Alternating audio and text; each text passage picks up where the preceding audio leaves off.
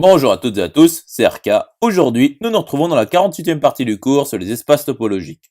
Donc aujourd'hui, nous allons nous intéresser au premier théorème d'Alexandrov, volet 2. Rentrons alors dans le vif du sujet.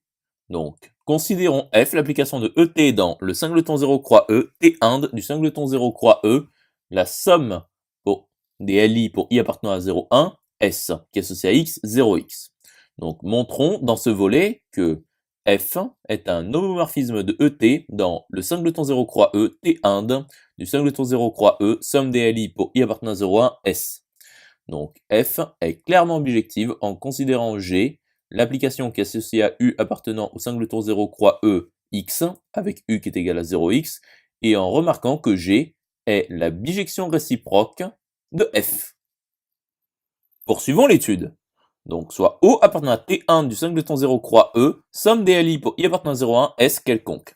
Donc, il existe U appartenant à S tel que O est égal à U inter le singleton 0 croix E. Donc, cas numéro 1, U appartient à X. Donc, il existe un unique cas appartenant à comp E tel que U est égal au singleton 0 croix E privé de K union le singleton 1Z.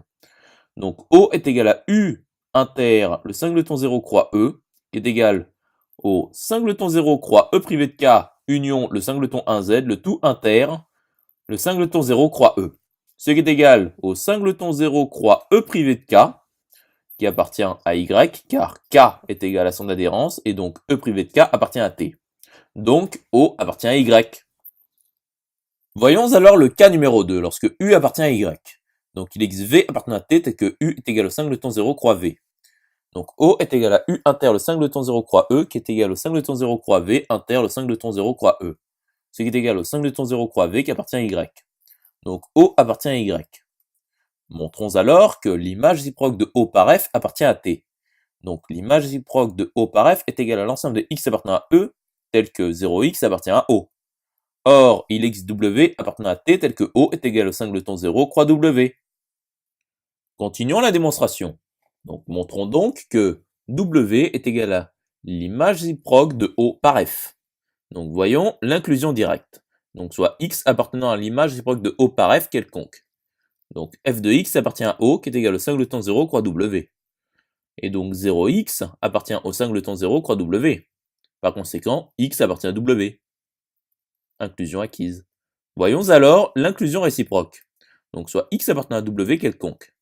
Donc, F de X appartient au singleton 0 croix W qui est égal à O.